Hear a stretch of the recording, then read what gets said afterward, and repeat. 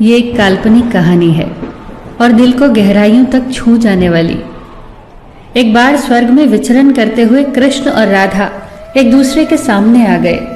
विचलित से कृष्ण, प्रसन्नचित से राधा। कृष्ण सकपकाए, राधा मुस्कुराई। इससे पहले कि कृष्ण कुछ कह पाते, राधा बोल उठी, कैसे हो द्वारिकाधीश।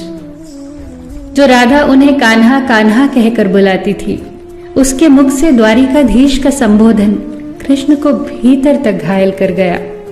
फिर भी किसी तरह अपने आप को संभाल लिया उन्होंने और बोले राधा से, मैं तुम्हारे लिए आज भी वही कान्हा हूं। तुम तो मुझे द्वारिकाधीश मत कहो। आओ बैठते हैं। कुछ मैं अपनी कहता हूं, कुछ तुम अपनी सुनाओ। सच कहूं राधा, जब जब भी तुम्हारी याद आती थी, इन आंखों से आंसुओं की बूंदें निकल आती थी। राधा बोली, मेरे साथ ऐसा कुछ नहीं हुआ।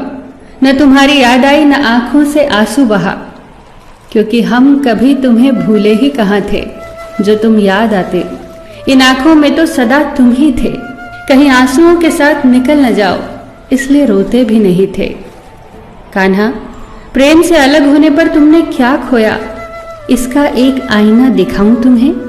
कुछ कड़वे सच प्रश्न सुन पाओ तो सुनाऊं। कभी सोचा है इस तरक्की में तुम कितने पिछड़ गए। यमुना के मीठे पानी से जिंदगी की शुरुआत की और समुद्र के खारे पानी तक पहुंच गए। एक उंगली पर चलने वाले सुदर्शन चक्र पर भरोसा कर लिया और 10 उंगलियों पर चलने वाली बांसुरी को भूल गए। कान्हा, जब तुम प्रेम से जुड़े थे तो जो उंगली गोवर्धन पर्वत उठाकर लोगों को विनाश से बचाती थी, प्रेम से अलग होने पर वही उंगली क्या क्या रंग दिखाने लगी। सुदर्शन चक्र उठाकर विनाश के काम आने लगी। कान्हा और द्वारिकाधीश में क्या अंतर होता है बताऊं? कान्हा होते तो तुम सुदामा के घर जाते, सुदामा तुम्हारे घर नहीं आता। युद्ध में और प्रेम में यही तो फर्क होता है। युद्ध में आप मिटाकर जीतते हैं और प्रेम में आप मिटकर जीतते हैं। कान्हा, प्रेम में डूबा हुआ इंसान दुखी तो रह सकता है, पर किसी को दुखी नहीं कर सकता। आप तो कई कलाओं के स्वामी हो, स्वप्न दूरदृष्टा हो, गीता जैसे ग्रंथ के दाता हो, पर आपने ये क्या निर्णय लिया?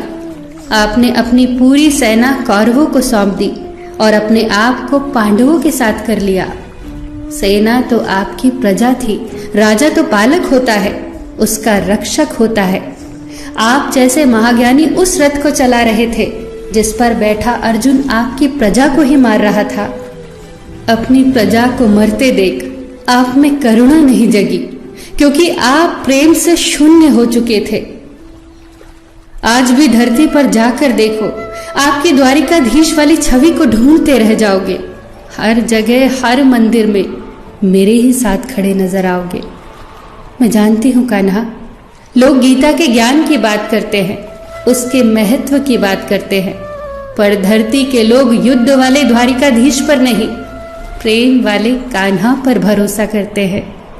गीता में मेरा दूर दूर तक नाम नहीं है, पर आज भी लोग उसके समापन पर राधे राधे कहते हैं। ये कहानी काल्पनिक जरूर है, पर इसके भीतर छिपी सीख बहुत महत्वपूर्ण है। श्री कृष्ण के पास कभी किसी प्रश्न का उत्तर ना हो, ऐसा तो हो ही नहीं सकता, परंतु राधा द्वारा लगाए गए प्रश्न चिन्हों पर कान्हा मौन रहे। यही तो है प्रेम में समर्पण का भाव। पराक्रम में हमें हर किसी को हराना होता है, तब भी हम जीत कर भी हार जाते हैं, परंतु प्रेम में एक ही कईयों का दिल जीत लेता है। सही कहा है कि छोटी सी उंगली पर पूरा गोवर्धन पर्वत उठाने वाले भगवान श्री कृष्ण छोटी सी बांसुरी को दोनों हाथों से पकड़ते थे। फिर मिलेंगे दोस्तों अगली कहानी के साथ। तब तक के लिए अपना ख्याल रखना और हमेशा मुस्कुराते रहना।